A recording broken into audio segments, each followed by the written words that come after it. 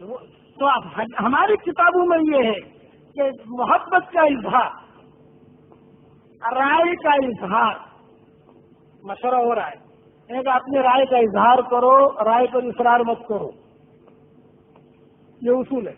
تو مشورہ کر رہے ہو، رائے کا اظہار کر لو، رائے پر اصرار مت کرو. اسی طریقے سے کسی سے محبت ہے یہ کہا اس کا اظہار کرو، لیکن اگر کسی سے عشق ہے تو یہ کہا چھپا دو. حدیث شریف میں آتا ہے کہ جو پاک باز عاشق ہوا یا پاک باز معشوق ہوا اور گناہ سے بچا رہا، حدیث شریف میں آتا ہے اسی حال میں وہ مر گیا، اس طرح کسی کے سامنے اظہار نہیں کیا، حضور فرماتے ہیں کہ وہ شہید ہے. اور اس حدیث کا حوالہ دیکھنا ہو تو میری کتاب بکھرے موتی جلد 2 میں دیکھ لینا. میں نے شہیدوں کی قسمیں لکھی ہیں، اس میں ایک قسم نہیں دی. حضرت عمر رضی اللہ تعالیٰ عنہ کے زمانے میں ایک قصہ ہوا شروع زمانے میں، پھر حضرت عمر کے زمانے کے بعد ان کی آخری عمر میں بھی ایک قصہ ہوا. دونوں قصے میں آپ حضرات کے سامنے عرض کر دوں. کوئی اس رذیلے میں مبتلا ہو تو وہ کیسے بچے، بچنے کا علاج بتانا چاہیے نا. حدیث شریف میں آتا ہے کہ حضرت عمر رضی اللہ تعالیٰ عنہ کے زمانے میں ایک آدمی تھا، وہ ایک عورت پر عاشق ہو گیا، عورت کی عفیفہ، آپ دامن صالحہ کی. اب وہ رستے میں بیٹھا رہے، وہ عورت بیچاری کھجور لینے جا رہی ہے، کام پہ جا رہی ہے، تو وہ جو پیچھا کر رہا. اچھا یہ دیندار، اچھا دیندار وہ بھی ہے لیکن اسے عشق ہو گیا. تو عورت نے اس سے کہا کہ دیکھ محلن یا شاپ، اے نوجوان ذرا میری ایک بات تو سن، میں صالحہ ہوں، عفیفہ ہوں، پاک دامن ہوں، تو میرا پیچھا نہ کر. جس کے مقدر میں ہوں گی اللہ مجھے وہاں بھیجے گا، تیرے مقدر میں جو ہوگا اللہ تیرے پاس بھیجے گا. اس نے کہا کہ نہ، میں تو تجھ سے نکاح کروں گا ورنہ خودکشی کروں گا. چکر ہوتا ہے نا آج کل، یہ چکر بڑا خطرناک ہوتا ہے. ہاں یاد رکھیے، آدمی تنہائی میں دعا مانگے کہ اللہ اس رذیلے سے مجھے بچا، مانگو گے انشاءاللہ. ہاں اس نے کہا وہ عورت تھی دیندار، اس نے اس کا حل بتایا.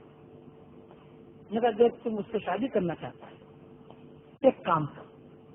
حضرت عمر رضی اللہ تعالیٰ عنہ امیر المومنین ہے، ان کے پیچھے 40 دن تک اہتمام سے تو 5 نمازیں تکبیر اولے کے ساتھ پڑھ لے، تکبیر تحریمہ کے ساتھ، اور وہ جب 40 دن کے پورے ہو جائے پھر تو آ جانا، پھر مشورہ کیجیے.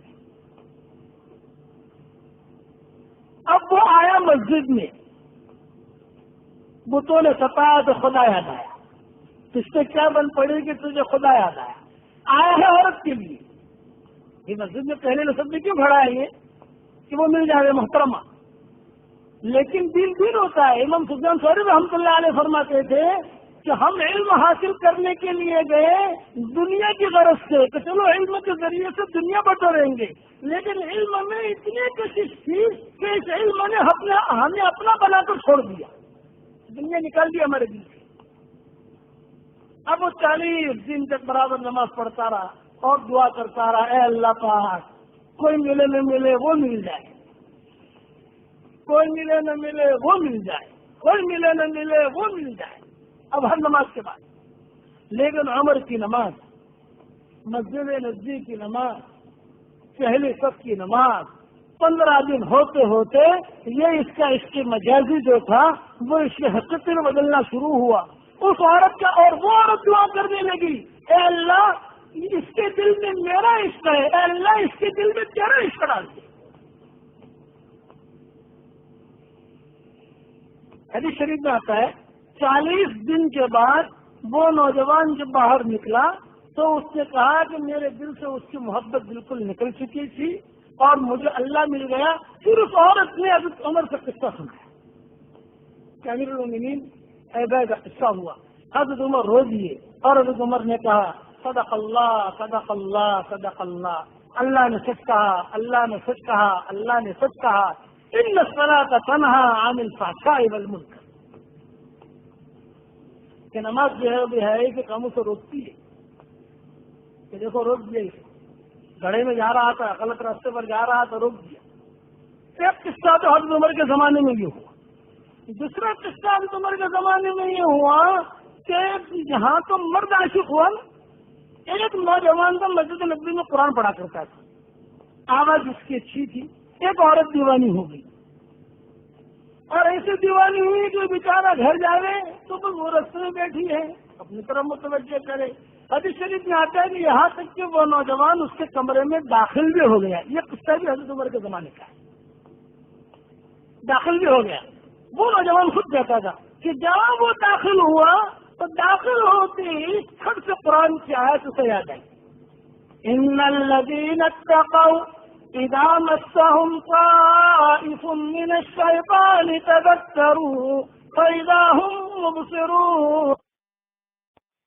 جو اللہ سے ڈرتے ہیں جب کبھی شیطان جال ڈالتا ہے، یہ جال تھا شیطان کا، تو فوراً وہ جو ہے اللہ کو یاد کرتے ہیں، فوراً اللہ کی طرف متوجہ ہوتے ہیں، کیونکہ اللہ کی آنکھ انہیں دیکھنے والی ہے، اللہ دیکھ رہا ہے۔ یہ آیت سامنے آئی، وہ نوجوان اسی جگہ بس کھا کر بے ہوش ہو گیا، بے ہوش ہوا۔ بے ہوش ہونے کے بعد جب ہوش آیا، وہی آیت پڑھنے لگا، وہی آیت پڑھنے لگا، وہی آیت پڑھنے لگا، وہی آیت پڑھنے لگا، لیکن چونکہ اس کے دل میں بھی محبت آ گئی تھی تو یہ اس جو ہے آدمی کو ختم کر دیتی ہے۔ چنانچہ حدیث میں وہ نوجوان کا انتقال وہی ہو گیا اسی گھر میں۔ اب مدینہ منورہ میں یہ قصہ ہوا، جب مدینہ منورہ میں یہ قصہ ہوا تو آپ کو جانتے ہو کہ یہ اس قسم کے قصے ذرا جلدی پھیل جاتے ہیں، بغیر اخبار کے پھیل جاتے ہیں۔ پورے اخبار پورے مدینہ منورہ میں ہو حضرت عمر نے کہا کیا ہوا ہے، کیا مسئلہ ہے؟ حضرت یہ مسئلہ۔ حضرت عمر نے کہا کوئی بات نہیں، اب جان دی گی اس نے، انتقال ہو گیا، چلو بھائی کفناؤ دفناؤ انتظام کرو، اس کو کفن دفنانے کا انتظام کرو۔ حضرت عمر نے جنازے کی نماز پڑھائی، پھر قبرستان میں گئے اور اس کی قبر پر کھڑے رہ کر حضرت عمر کی زبان سے ایک جملہ نکلی، کہا یا شاب وَلِمَنْ خَافَ مَقَامَ رَبِّهِ جَنَّتَانِ، کہ او نوجوان، جو آدمی اللہ کے سامنے کھڑے ہونے سے ڈرے گا اللہ اس کو دو بڑی بڑی جنتیں دے گا۔ تو حدیثوں میں آتا ہے اس کی قبر میں سے آواز آئی، اے امیر المومنین، اللہ نے مجھے دونوں جنتیں دے دی، میں جنتوں تک پہنچ گیا، مجھے دے دی۔ اور تیسرا قصہ آتا ہے جو امام منذری رحمۃ اللہ علیہ لائے ہیں، اس کی پوری تفصیل میں اپنے لکھے موتی جلد 40 میں تیسرے جلد میں لے آیا ہوں۔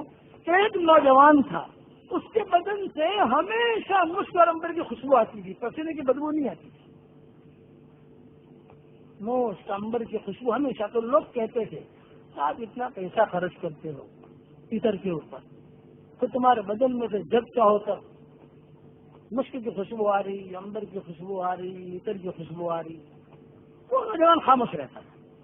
تو لوگوں نے کہا میں تم اسراف کرتے ہو، فضول خرچی کرتے ہو، اتنا پیسہ غریبوں کے لگاؤ، کسی ادھر لگاؤ ادھر لگاؤ۔ وہ نوجوان نے کہا بھائیو یہ اس کا حوالہ دیکھ لینا میری کتاب میں، لیکن یہ بھی حدیثوں میں قصہ آتا ہے۔ چنانچہ اس نوجوان نے کہا یہ میرا راز ہے، میں بتانا نہیں چاہتا۔ یہ بتاؤ؟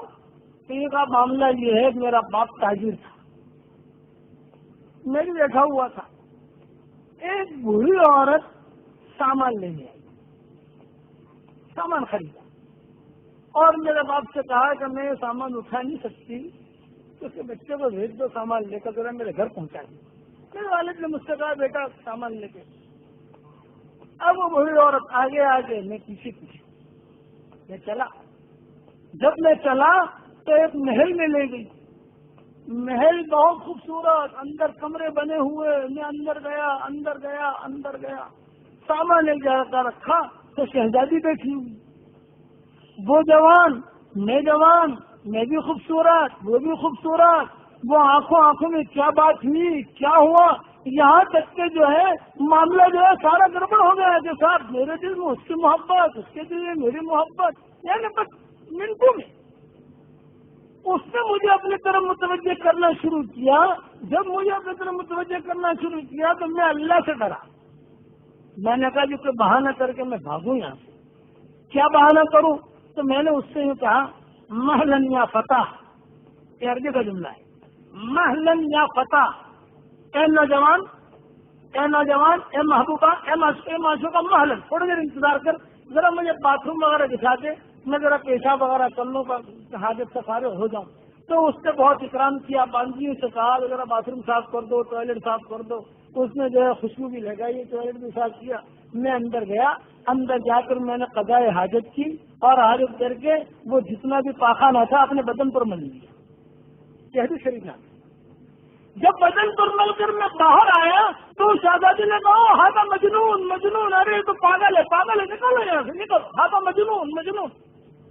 میں نے کہا اللہ تیرا شکر ہے میں مجنون تو نہیں ہوں، لیکن اس کے شر سے تو بچ گیا۔ اب مجھے نکالا، مجنون مجنون کہہ کر کسی خادم نے ایک تھپڑ بھی مارا۔ میں نے کہا کوئی بات نہیں، تھپڑ کھاؤ کچھ بھی کھاؤ، میرا ایمان تو بچ گیا، میرا ایمان تو بچ گیا۔ میرے جیب میں ایک درہم تھا، وہ درہم سے میں نے ایک صابن خریدا، صابن خرید کر کوئی تالاب تھا یا نہر تھی، وہاں جا کر میں نے غسل کیا اور بدن بھی پاک صاف کیا، کپڑے میرے ناپاک ہو گئے تو اس سے بھی پاک کیے، اور پاک کر کے میں اپنے گھر پر آیا۔ یہ قصہ میں نے کسی سے کہا نہیں، لیکن رات کو جو میں سویا تو خواب میں ایک فرشتہ آیا، اور اس فرشتے نے کہا کہ دیکھ تو جو گناہ سے بچا اس کی وجہ سے اللہ نے تیرے سارے گناہ معاف کر دیے، ایک تو یہ ہوا۔ دوسرا، جنت سے میں تیرے لیے خوشبو لے کر آیا ہوں، اس فرشتے نے اپنے ہاتھ سے میرے بدن پر خوشبو ملی، بس وہ جو فرشتہ خوشبو مل کر گیا اس کے بعد سے میرے بدن میں سے کبھی بھی بدبو نہیں آئی۔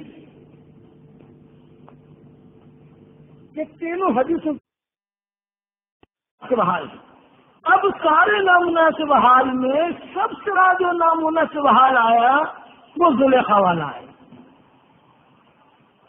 کیونکہ گھر میں، اور بات یاد رکھنا کسی کے ظلم میں ایک بات ہے، آج کل ہمارے گھروں کے اندر کام کرنے والیاں ہوتی ہیں یا نوکر ہوتے ہیں، تو وہ چاہے وہ غلام نہیں ہے باندیا نہیں ہے، کوئی ملک نہیں ہے، آپ کے یہاں کام کرتی ہے یا آپ کے یہاں کام کرتا ہے، اس سے پردہ بے انتہا ایسے ہی ضروری ہے جیسے عام آدمی سے ضروری ہے، اور اتنا ہی ضروری ہے جیسے عام عورت سے ضروری ہے۔ یہ فتنے وہیں سے شروع ہوتے ہیں، یہ گھروں میں جو فتنے ہوتے ہیں تو وہیں سے شروع ہوتے ہیں۔ کہ آپ کام کرنے والی جو ہے وہ ذرا قبول صورت ہے، بیوی جو ہے وہ ذرا قبول صورت نہیں، اپنی نگاہیں بدل جاتی ہے۔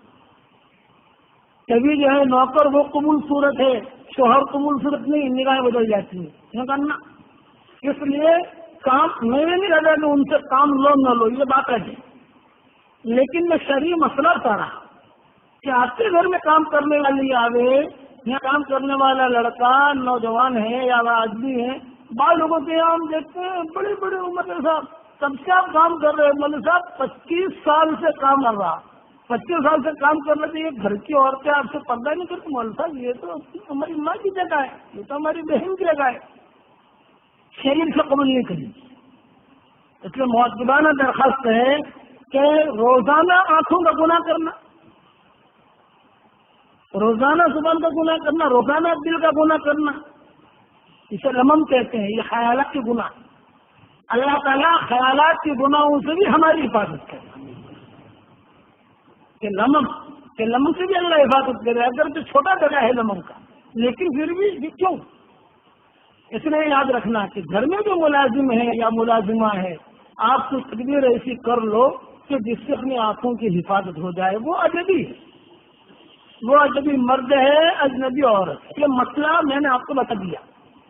حرام ہے ان کی طرف دیکھنا بھی، ان سے بات کرنا بھی، کہ چاہے مرد ہو چاہے عورت ہو، وہ بالکل اجنبی ہے۔ آپ تنخواہ دے رہے ہیں اپنی جگہ، وہ ٹھیک ہے، لیکن ان سے چہرہ دکھانا عورتوں کے لیے بالکل نامناسب، کسی عورت کا چہرہ دیکھنا یہ نامناسب۔ اب یوسف علیہ السلام کے ساتھ قصہ یہی ہوا، 40 سال کے ہوئے تھے خوبصورت، اور یہ پیٹھانی، تو اب سے جو ہے وہ تو اپنے باہر رہے گا، اب کس کی نیت میں خالی ہے، لیکن اللہ ہے، اللہ تعالیٰ جب کسی کے ساتھ خیر کا ارادہ کرتے ہیں تو اللہ اس کی حفاظت کا انتظام بھی کرتے ہیں. چند اللہ فرماتے ہیں وَلَمَّا بَلَغَ أَشُدَّهُ آتَيْنَاهُ حُكْمًا وَعِلْمًا. نوجوانی پر پہنچے ہمیں ہمارا حکم دیا، ہمارا علم دیا، اور نیکوں کے ساتھ ہم ایسا ہی کرتے ہیں، یعنی ان کو اللہ تعالیٰ کی طرف سے جو خصوص علم لدنی آنے لگا. وراودته التي هو في بيتها عن نفسه. یہ زلیخا ہو یا راحیل ہو، جو بھی وہ عورت تھی، اس نے جو ہے اپنی طرف اچھی اچھی باتیں کر کے مائل کرنا شروع کیا، لیکن یوسف علیہ السلام ان کی دل کی تختی بالکل صاف. اللہ کے نبی کہ دل کی تختی ان کی بالکل صاف. انہوں نے پہلے تو سمجھا نہیں کہ کیا کر رہے ہیں. وغلقت الابواب. اب وہ دروازے بند کرنے لگی اور وقالت حیت لک، اور اپنی طرف متوجہ کرنا شروع کیا. تو یوسف علیہ السلام سمجھ گئے یہ سب سے بڑا امتحان تھا. مفسرین نے لکھا ہے کہ جتنے امتحانات کی گھڑیاں آئیں ان سب میں سب سے زیادہ خطرناک امتحان یہ تھا کہ خود نوجوان ہیں، کوئی عورت نہیں ہے ان کے پاس، غیر شادی شدہ ہیں، غیر شادی شدہ تھے، خوبصورت ہیں، نوجوانی کی عمر کو پہنچ گئے ہیں، اور پھر جو ہے ہر قسم کی آرائش رہنے والی عورت سے تھا اپنی طرف متوجہ کر رہی. یوسف علیہ السلام نے فوراً وہ جواب دیا جو اللہ کے نیک بندے جواب دیتے. قال معاذ اللہ، اللہ کی پناہ، انہ ربی احسن مثوائی. یوں کہا تیرا شوہر تو اتنا اچھا ہے کہ اس نے مجھے ٹھکانہ دیا، مجھے یہاں دیا، اور میں اس کے ساتھ یہ معاملہ کروں، یعنی برتن میں کھانا کھاؤں، اس برتن میں تھوکوں، یہ کبھی نہیں ہو سکتا. انہ لا یفلح الظالمون ولقد ہمت بہ وہم بہا. یوسف علیہ السلام کی طرف وہ متوجہ کر رہی تھی یوسف علیہ السلام کو اپنی طرف. یہ جو ہے یہ نبی ہے لیکن ہے انسان. تھوڑا سا دل میں ان کا وسوسہ گزرا. وسوسہ گزرنا یہ گناہ نہیں. مطلب رمضان کے مہینے میں، ہمارا رمضان کا مہینہ چل رہا، رمضان کے مہینے میں کسی کو پیاس لگے، روزے کی حالت میں پیاس لگے، کہ پیاس لگنا برا ہے بھائی، لیکن پیاس بجھانا وہ گناہ. پیاس لگ سکتی ہے، میری بات سمجھ گئے نا؟ عقل مند ہے بندے لگے ماشاء اللہ. چلو بار پیاس لگنا ہے یہ کوئی بنے ہے کیونکہ پیاس لگے گی، لیکن چپکے سے جا کر اس کو کرتے کرتے گھٹ کے لے پانی، وہ گناہ. پیاس بجھائے کہ گناہ، پیاس کا لگنا یہ بھی چیز ہے. تو یہ بھی چیز ہے، انسان ہے دونوں ذرائع میں جو انسان، کہ ان کے دل میں بھی کچھ تھوڑا سا ایک بسا جہاں ان کے دل میں مسئلہ گزرا تو لولا برہان ربی كذلك لنصرف عنه السوء والفحشاء انه من عبادنا المخلصين. اگر ہماری برہان نہ دیکھتے، دلیل نہ دیکھتے، ہماری کوئی چیز نہ دیکھتے، خاص اللہ کی خصوصی قدرت کا مظاہرہ ہوا بند کمرے میں، اور وہ یہ ہوا کہ جہاں یہ دونوں کمرے میں الگ تھلگ ہیں وہ تو پوری طرح متوجہ ہے. یوسف علیہ السلام ڈر رہے ہیں اللہ سے، اور معمولی سبیل میں خیال بھی کراس ہوا اور یعقوب علیہ السلام سامنے دکھائی دیے کہ روایت کے مطابق اپنی انگلیوں کے انہوں نے کیے ہوئے. دوسری روایت یہ ہے کہ قرآن آیت اللہ کی طرف سے ان کو دکھائی دی. تیسری یہ ابراہیم علیہ السلام دکھائی دیے، کوئی شکل دکھائی دی. بس اللہ تعالیٰ فرماتے ہیں ہم ان کو بچانا چاہ رہے تھے، یہ نہیں بچائے. اللہ حول ولا قوت الا باللہ العلی العظیم. اللہ کہتے ہیں یاد رکھنا جب تک میری مدد نہیں ہوگی گناہ سے تم نہیں بچ سکتے، اور جب تک میری مدد نہیں ہوگی نیکی کے کام نہیں کر سکتے. یہی ہے اس کا مطلب لا حول ولا قوت الا باللہ العلی العظیم کا. اس لیے حی علی الصلاۃ حی علی الفلاح جب سنو تو کیا کہو؟ لا حول ولا قوت الا باللہ العلی العظیم، اے اللہ نماز کی طرف تیرا بلانے والا جا رہا ہے، لیکن جب تک تیری طرف سے توفیق نہیں ہوگی میں مسجد میں نہیں جا سکتا۔ یہ مسجد میں جو ہم آئے ہیں یہ اللہ کی توفیق سے آئے، یہ جو اللہ رسول کی بات سن رہے ہیں یہ اللہ کی توفیق سے سن رہے ہیں، توفیق الہ۔ تو وہ لولا ارآ برہان ربی کذالک لنصرف عنہ السوء والفحشاء، ہم برائی کو اور خراب چیزوں کو اس سے دور کرتے رہتے تھے، ہمارا نیک بندہ تھا۔ اب جب یوسف علیہ السلام نے حفاظت کر لی، اللہ کی مدد آ گئی، یوسف علیہ السلام نے بھاگنا شروع کیا۔ کتابوں میں لکھا ہے کئی دروازے تھے اور وہ زلیخا نے بند کر رکھے تھے، لکھا نہیں مستبق الباب، دوڑے یوسف علیہ السلام آگے یوسف علیہ السلام دوڑ رہے ہیں اپنی حفاظت کے لیے، اور زلیخا پیچھے دوڑ رہی ہے اپنی خواہش پوری کرنے کے لیے۔ دونوں رہے ہیں، دونوں کی نیتیں الگ الگ، ایک دوڑ رہا ہے حکم الہی کو پورا کرنے کے لیے اور دوسری دوڑ رہی ہے حکم الہی کو توڑنے کے لیے۔ دنیا میں لوگ دوڑ رہے ہیں، دونوں قسم کے لوگ ہیں، کچھ لوگ دوڑ رہے ہیں اللہ کے احکامات کو پورا کرنے کے لیے اور کچھ لوگ دوڑ رہے ہیں اللہ کے احکامات کو توڑنے کے لیے۔ جو اللہ کے احکامات کو پورا کرنے کے لیے دوڑتے ہیں اللہ ان کی ایسی حفاظت اور مدد کرے گا جیسے یوسف علیہ السلام کی حفاظت اور مدد کی، اور اللہ کے احکامات کو توڑنے کے لیے جو دوڑتے ہیں اللہ انہیں ذل و رسوا کرے گا جیسے اللہ نے زلیخا کو رسوا کیا۔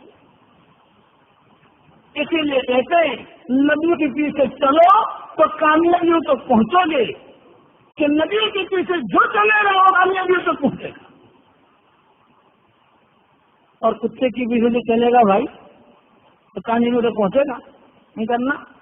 یہ سائنس والے جتنے ہیں نا ان کا امام کتا، سب سے پہلے تو چاند پر کتے کو بھیجیں گے پیچھے پیچھے جائیں گے، میوزک پر کتے کو بھیجیں گے پیچھے پیچھے جائیں گے۔ یہ کہا جاتا ہے ندیوں کے پیچھے چلنے والے یہ ہمیشہ مرادوں کو پہنچتے ہیں، اور کتے کے پیچھے چلنے والے یہ نامراد ہوتے ہیں، کیونکہ نبی یہ اللہ کے غیبی خزانوں کو بتاتا ہے، خدا کی غیبی چیزوں کو دیکھا ہوا بتاتا ہے، میں نے یہ دیکھا، میں نے یہ دیکھا، میں نے یہ دیکھا۔ مستبق الباب، دونوں کو دونوں دوڑے۔ مفسرین نے لکھا ہے وہ دروازے بند تھے، جہاں دروازے سے یوسف علیہ السلام پہنچتے تالا ٹوٹ جاتا، دروازے پہنچتے تالا ٹوٹ جاتا، دروازہ کھل جاتا۔ زلیخا اور پیچھے بہت دوڑتی، یہ عورت ذات یہ جوان ہے وہ تھوڑی معمر ہے، مورخین نے یہ لکھا ہے کہ دوڑتے دوڑتے وہ ایک مرتبہ تو گر پڑی، کیونکہ یہ مزہ نا جی یہ تو اپنے خود سے بھاگ گئی، اور وہ گری پھر بڑی۔ مستبق الباب وقدت قمیصه من دبر وألف يا سيدها لدى الباب۔ ایک روایت کے مطابق 7 دروازے تھے، دوسری روایت کے مطابق 8 دروازے تھے، کچھ روایت کے مطابق 15 دروازے تھے، اور کچھ روایت کے مطابق 20-25 دروازے تھے۔ جتنے بھی دروازے ہوں وہ سارے کے سارے دروازے کھلتے گئے۔ حضرت فرماتے تھے اللہ کے احکامات کو پورا کرنے کے لیے دوڑ لگاؤ گے تو زندگی میں جتنے تمہارے دروازے بند ہوں گے اللہ تعالیٰ اپنے قدرت سے کھولتا جائے گا۔ جو دروازے بند ہیں ان کا رحمتوں کے دروازے اللہ کھولتا جائے گا، آپ کو چابی کی ضرورت نہیں پڑے گی، تمہارا خالی چلنا کافی ہے۔ ماں الیاس صاحب رحمۃ اللہ فرماتے تھے کہ یوسف جتنا سبق تو اختیار کرو، یوسف علیہ السلام دوڑے چلے تو دروازہ کھلا، یہ تو نہیں کہ وہیں بیٹھے رہے دروازہ کھلا، جی دوڑ لگائی مجھے دروازہ کھلا۔ تو محمد الیاس صاحب رحمۃ اللہ فرماتے تھے یوسف علیہ السلام جتنا سبق تو اختیار کرو، وہ دوڑے دروازے تک پہنچے دروازہ کھلا، مسیری پر بیٹھے بیٹھے دروازہ نہیں کھلا تو تم گھروں پر بیٹھے رہو گے دین کیسے لگے گا؟ کم سے کم اتنی تو دوڑ لگا لو جتنی یوسف نے لگائی تھی، سبب اتنا اختیار کر لو، مدد نہیں آئے گی جو یوسف کے ساتھ آئی گی، اللہ کی مدد نہیں آئی۔ اب یہ دونوں کے دونوں دوڑے اور دروازے کھلتے گئے۔ آخر میں زلیخا نے کہا کہ یہ تو ہاتھ لگے کا نہیں، یوسف علیہ السلام کا قمیص جو ہے وہ پیچھے سے پکڑ لیا اور قمیص جو ہے وہ پھٹ بھی گیا۔ یہ آخری دروازہ تھا، جہاں وہ دروازہ کھلا، دروازہ کھلتے ہی کیا دیکھا کہ وہ عزیز مصر سامنے کھڑا ہے.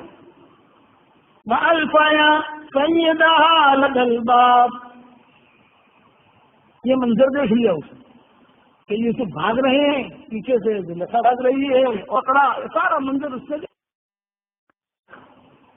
جہاں یہ منظر دیکھا، اب یہ تو غلام آدمی بھائی یوسف علیہ السلام تو غلام ہے نہیں ان کے یہاں ملازم، اور وہ سیکھا نہیں تو بات بنانے تو بہت اچھی آ گئی، رانی ہو یا میترانی ہو گنگنائے گی ضرور. یہ علماء نے لکھا ہے کہ رانی ہو کہ میترانی ہو گنگنائے گی ضرور.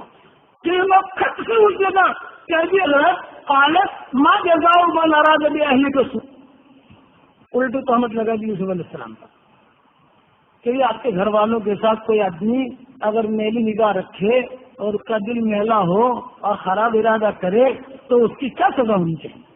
کہ دیکھو یہ تمہارا کیسا نوکر تم نے رکھا ہے، کتنا خراب ہے.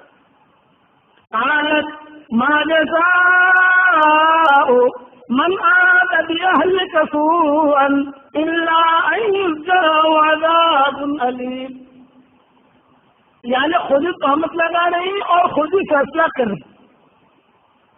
دیکھیے یہ آپ نے ایسا نوکر پال رکھا ہے، کیسا آدمی آپ نے دیا. آپ مجھے کہہ رہے تھے اکرام کرنے کا، ایسے کا اکرام کروں، اس نے تو میرے ساتھ کیسی برائی کا ارادہ کیا اور کیسا کیا اور کیسا کیا. میری رائے یہ ہے کہ اس کو تو قید خانے میں بھیج دو یا اسے عذاب زبردست کہ اس نے میرے ساتھ ایسا ارادہ کیا، تہمت لگے. یوسف علیہ السلام اللہ کی نہیں بھی خاموش نہیں رہی. علماء نے لکھا ہے کہ کسی جگہ غلط تہمت لگے تو آدمی کو خاموش نہیں رہنا چاہیے، خر سے جواب دینا چاہیے. یہ نہیں کہ صاحب نا جواب دو اور جواب بھی معقول دو. یوسف علیہ السلام کے سامنے ہی بات چل رہی تھی نا، تو یوسف علیہ السلام نے کہا عن نفسی کہ دیکھیے صاحب میرا قصور نہیں ہے، قصور اس کا ہے. اب وہ کشو پنجے پڑ گیا شوہر جو تھا وہ، جب اس کا قصور کس کو قصوروار گنا یعنی اچھا بڑا آدمی عزیز مصر، قرآن میں عزیز مصر کا ملا ہے، بڑا آدمی، بہت حکومتوں کا زمینوں کا مالک، مصر کا جو ہے کالا دھولا سفید سارا کے سارا اسے قبضے میں، فوج کے قبضے میں.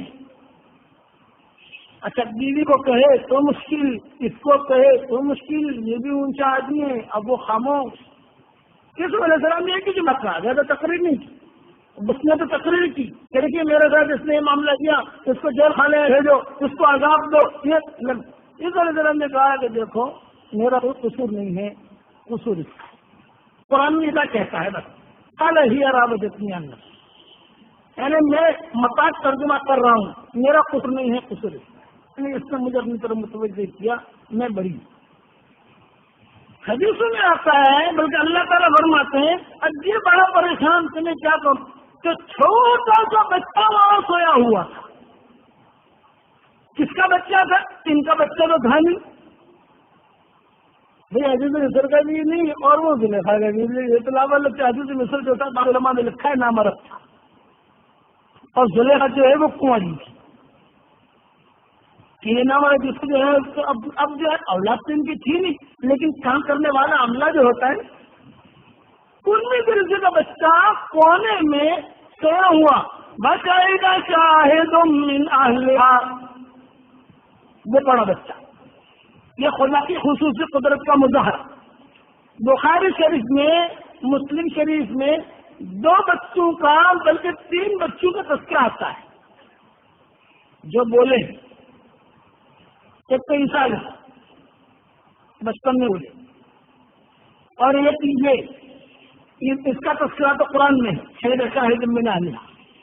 اور ایک جریج کے ساتھ معاملہ ہوا تھا، ایک عابد تھا، ماں کی بددعا لگی تھی اس کو، ماں کی بددعا سے اپنے آپ کو بچاؤ گے انشاءاللہ. اور ایک اور بچہ تھا. یہ 4 بچے جو ہے بولے ہیں بچپنے میں. بتانے کا مطلب یہ 6 مہینہ 7 مہینے کی عمر کے بچہ عام طور سے وہ سمجھتے ہی بولتے تھے، لیکن برابر انہوں نے بڑوں کی طرح بات کی. حدیث میں آتا ہے کہ جریج نامی بہت بڑا عابد تھا، معروف مشہور. یہ بخاری شریف کی حدیث ہے. روایتوں میں یہ لکھا ہے کہ ایک مرتبہ اپنی کنیسے میں یہ نماز پڑھنا ماں نے آواز بیٹا جو ہے اب یہ نماز کے دوران فکر میں پڑ رہا ہے کہ کیا کروں، ماں کو جواب دوں نہ دوں، نماز پڑھوں کیا کروں.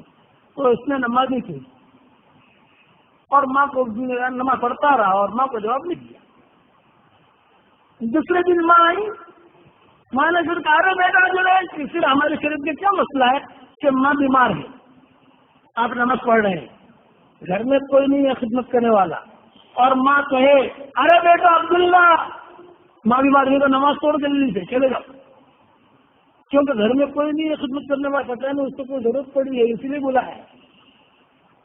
ہماری شریعت کا مسئلہ ہے کہ آپ کے گھر میں کوئی نہیں، آپ اکیلے ہیں، ماں کی خدمت کر رہے ہیں، آپ نماز پڑھ رہے ہیں اور ماں نے اچانک کہہ دیا ارے عبداللہ ارے بیٹا ارے، تو فوراً نماز توڑو جاؤ مدد کے لیے چلو. اب وہ لوگ نے کوئی توجہ نہیں کہ 3 دن تک ایسا ہوتا ہے. ماں آگے آواز لگائے یہ نماز میں ہوں، نماز جو پڑھتے رہے، ماں کی مت پر لبیک نہ کریں. چوتھے دن ماں کی زبان سے جملہ نکل آیا کہ جا اللہ تعالیٰ کسی فاحشہ عورت سے تیرا بھیجا کرا دیا، یعنی تیرے فاحشہ عورت سے تیرا معاملہ ہو جائے. یہ بدوا دی. بخاری شریف میں اس کا تفصیل سے آتا ہے، میں مختصر عرض کر رہا. چنانچہ حدیث شریف میں آتا ہے کہ اب وہ ماں کی بددعا تو لگ گئی. ایک دن ایسا ہوا کہ ایک بہت خوبصورت عورت اس علاقے میں تھی جس کا کام ہی مناسب نہیں تھا، تو اس نے وہ توجہ کیا گروج کے اپنی طرف، یہ بتا رہا اللہ والا تھا. تو اس نے کسی راعی الغنم بکریاں چرانے والا تھا، اس کے ساتھ جو ہے اس نے حرام بستر اختیار کیا اور بچہ پیدا ہوا. جب بچہ پیدا ہوا تو لوگوں نے اس نے کہنا شروع کر دیا ہے فاحشہ عورت کے بچہ جو رشتہ ہے. اب جہاں بچے اس کے متوجہ تھے تو لوگوں نے اس کو اپنے ساتھ اتارا اور بہت مارنا شروع کیا کہ میں بددعا لگی، لیکن تھا اللہ والا. تو اس نے کہا بھائی مجھے کیوں مار رہے ہو؟ یوں کہا تم نے اس کے ساتھ غلط حرکت کی. یہ کہا صاحب میں نے نہیں کیا، تو بچہ پیدا ہوا. اچھا بچہ کہاں ہے؟ یہ کہا یہ اچھا بچہ. بخاری شریف میں بچہ لایا گیا، اس نے کہا مجھے خالی 2 رکعت نماز پڑھی. حدیث شریف میں آتا ہے اس نے 2 رکعت نماز پڑھی اور اللہ سے کہا کہ اللہ تو جانتا ہے کہ میرا اس عورت سے کوئی معاملہ نہیں ہے، یہ لوگ مجھ پر ظلم کر رہے ہیں، اے اللہ ان ظلم سے تو مجھے بچائے. اور اس بچے کی نماز پڑھ کے دعا مانگ کر بچے کے پاس اگر بیٹھ گیا، چاروں طرف بچنا کھڑا ہے، تلواریں لے کر، ہتھیار لے کر، ڈنڈے لے کر کہ قتل کر دیں گے. اور اس نے اپنی انگلی جو ہے یوں بچے کے پیٹ میں ماری اور کہا کہ اے اللہ کے بندے بتا تو کس کا ہے، بات کس کا ہے. تو بچے جو ہے اپنی آنکھیں کھولی اور زور سے کہا میں اس کا نہیں ہوں، میں فلاں چرواہے کا ہوں. نام لیا فلاں راعی الغنم اور فلاں کا ہوں، میں اس کا نہیں ہوں، یہ پاک خاص ہے، اس کو مت مارو.